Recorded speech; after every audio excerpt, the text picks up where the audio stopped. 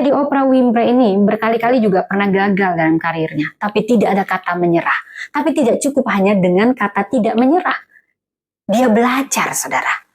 Dia sekarang bukan hanya miliarder, dia filantropi yang suka membantu orang lain, terutama dengan cara memberi beasiswa. Karena dia sendiri pun berubah dengan mengubah pendidikannya.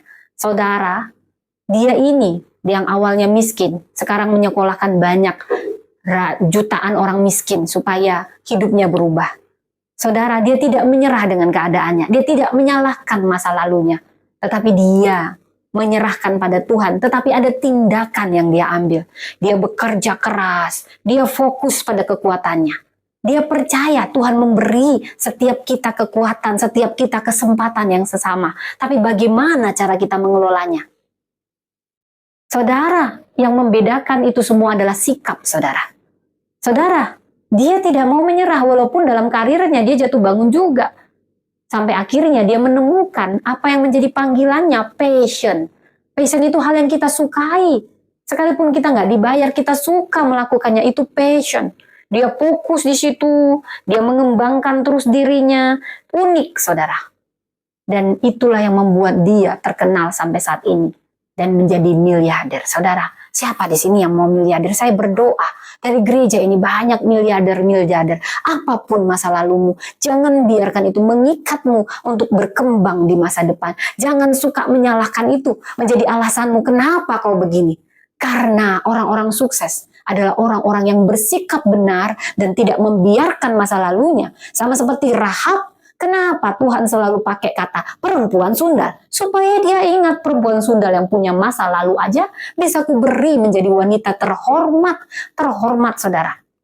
Jadi katakan, kalau kau punya iman, artinya kau mengembangkan dirimu, bukan diam aja kau berdoa puasa siang malam. Haleluya, tidak kau belajar.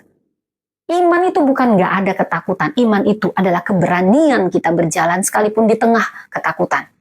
Iman itu bukan sesuatu yang pasif, itu bertindak. Dia bisa melihat peluang dalam suatu keputusasaan. Dia belajar menciptakan sesuatu yang bermanfaat. Dia selalu melatih, mengasah potensinya, bakatnya, talentanya, berani mencoba yang baru, berani berkarya sambil dia orait labora, berdoa dan bekerja. Saudara, kita semua sudah melihat bagaimana Rahab dibukakan pintu kesempatan. Pertama, dia beriman. Kedua, dia bertindak dengan imannya, berani bayar harga. Orang-orang yang berani bayar harga itu membuat Tuhan begitu merasa dikasihi, saudara. Tindakan itu. Dan Rahab sudah punya 3 kunci yang membawa dia pada keselamatan dan penghormatan dan upah-upah yang lain, saudara. Imannya, tindakannya, ketaatannya. Ketaatannya adalah pada saat dia tidak lupa membuat tali merah. Karena kalau nggak ada tali merah itu, dia tetap sama aja. Perjanjian batal. Keluarganya dan dia di bumi hanguskan. Jadi saudara, coba pikir-pikir. Apa tali merah atau ketaatan yang dituntut Tuhan untuk kau tidak lupa lakukan? Saudara, banyak kita mengeluh, Tuhan, aku kan sudah jadi orang Kristen, kenapa aku nggak selamat? Aku kan sudah jadi orang Kristen, tiap minggu aku gereja. Tapi ada ketaatan kita harus 100%. Itu yang membuat kita diselamatkan sepenuhnya. Saya tidak bicara tentang keselamatan kita dalam darah Kristus. Tetapi darah Kristus itu harus disertai dengan ketaatan kita. Jangan buka celah, saudara. Itu yang akan memberi jaminan. Kalaupun kita jatuh, orang Kristen jatuh sekali harus bangkit 7 kali. Itu bedanya. Karena kita sedang melangkah dari kemenangan. Tetapi dibutuhkan ketaatan yang tidak setengah-setengah. Sama seperti tali merah adalah simbol ketaatan dari Rahab. Dan mari kita belajar dari wanita ini. Apa kunci yang keempat? Sehingga Rahab ini terbuka banyak pintu kesempatan, dan saya berdoa saat ini. Terbuka banyak pintu kesempatan bagi Anda, bagi kita semua. Dan saat ini, bukan hanya mendengar imanmu timbul, tetapi bertindak, berani ambil resiko. Tanya Roh Kudus. Semua orang-orang yang dipanggil Tuhan adalah orang-orang yang berani bayar harga. Itu tindakan iman. Orang-orang yang bertindak. Walaupun dia nggak ngerti Tuhan. Abraham disuruh pergi. Abraham disuruh bunuh anaknya, bakar anaknya. Dia melakukannya. Ada ketaatan di situ. Dan yang keempat, ini kunci supaya pintu-pintu kesempatan itu dibukakan Tuhan bagi kita semua. Apa? Yaitu iman yang optimis. Apa itu iman yang optimis? Kau percaya akan masa depanmu di dalam Tuhan akan cerah. Walaupun kau belum ada di masa depan, tapi kau sudah tahu Tuhanku ada di masa depan. Dan dia menjanjikannya, dan dia ya amin. Itu artinya apa? Itu sedang bicara sikap yang benar. Itu sedang bicara tentang cara pandang yang benar. Apa itu sikap? Apa itu cara pandang? Itu semua melingkupi bagaimana kau meresponi segala sesuatu. Dan diharapkan caramu benar. Itu orang yang optimis. Kalau orang beriman, dia tandanya optimis. Biasanya kalau orang yang pesimis itu diragukan imannya. Bukan berarti kita nggak bisa ragu. Iman itu bukan konyol. Iman itu juga kita tahu mengukur. Harus dibedakan iman dengan tindakan yang konyol, ya. Karena kita juga menggunakan hikmat di situ, saudara. Tapi iman itu pada dasarnya pasti optimis. Optimis akan masa depan, saudara. Sikapnya pasti benar. Sama seperti kita sudah melewati masa bagaimana, saudara, ya COVID-19 ya, saudara. Wah, banyak yang meninggal sahabat saya.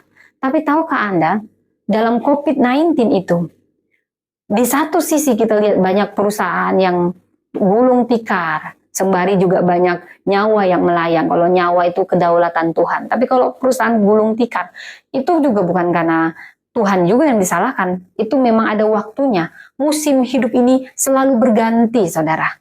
Hanya perubahan yang menetap. Semua akan berubah. Jadi kita jangan sombong saat kita di atas. Karena dasarnya juga bukan berarti orang Kristen akan ke bawah. Yang saya imani orang Kristen akan semakin naik dan semakin naik. Hanya saja musim kehidupan berubah, saudara. Tapi kalau kamu punya sikap dan cara pandang yang benar, itu tidak akan mempengaruhimu. Kau akan tetap naik, saudara. Tahukah Anda, dari situ saya belajar tidak ada yang tetap. Tetapi kau akan tetap naik. Kalau kau tahu bahwa musim akan selalu berganti, kau perlu pertolongan Tuhan. Kau perlu sikap yang benar. Kau perlu inovasi yang benar. Kau perlu terus mengembangkan dirimu. Saudara, saya sangat bersyukur waktu saya ambil S3 saya dalam masa COVID. Saya taat apa kata firman, apa kata Tuhan. Ya sekarang saya paham kenapa Tuhan ingin saya ambil pada saat pandemi. Karena kalau S3 itu harus tatap muka, saudara. Saya punya anak kecil. Saya itu ibu, pelayanannya yang pertama adalah anak. Jadi saya salut sama ibu-ibu, saya ngerti sekali. Anda itu tidak harus khotbah di sini. Anda melayani anak dengan baik, itu sudah luar biasa. Tapi kalau Anda memang juga dipanggil, harus sekolah, ada ini, ikuti. Anda harus berani bayar harga di situ. Dan kita semua tahu apa itu Zoom. Dulu ini tidak begitu dikenal. Tetapi percayalah, dari sini saya belajar. Ada hamba Tuhan yang dulunya nggak terkenal, jadi terkenal saat pandemi. Gitu ya, nggak usah saya sebut. Begitu juga. Sekarang semuanya berubah. Dulu kita suka nge-mall, sekarang sukanya cuman japri-japri aja. Ya, karena semua sudah berubah ke e-commerce gitu ya, penjualan yang dengan digital gitu ya. Digital itu sangat berubah sekali, saudara. Makanya saat ini kalau kalian begitu, minta hikmat dari Tuhan. Tuhan, aku bagaimana melakukan persiapan? Saudara, hidup kita ini harus selalu berjaga-jaga. Artinya itu juga bersiap-siap. Karena selalu berubah, saudara. Ini namanya iman yang optimis. Orang yang optimis, dia bukan hanya percaya diri, tetapi dia mengembangkan dirinya terus. Dia tidak ada kata berhenti belajar. Kamu bersiap-siap. Kamu selalu punya planning A, planning B. Itu saudara kalau kamu mau pintu-pintu kesempatan terbuka. Temanku di satu sisi yang kaya jadi miskin. Tapi di sisi lain aku juga lihat temanku yang biasa aja kaya raya sekarang. Apa bedanya? Situasinya sama. Cara pandangnya. Dan bagaimana dia melakukan persiapan selama ini. Dan bagaimana keoptimisannya, dia selalu melihat peluang, tapi bukan aji mumpung, bukan memanfaatkan, tetapi bagaimana mengembangkan. Karena sebenarnya kalau kita minta hikmat dari Tuhan, anak-anak Tuhan harus jadi kepala. Nah, saudara, tapi jangan Anda, saya memberi 2 contoh.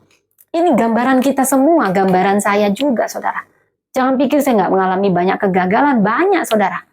Tetapi intinya jangan pernah menyerah. Tahukah Anda, kalau Anda sekarang sudah berumur 60 tahun, sudah saatnya pensiun. Oh, Anda belum pensiun. ada seorang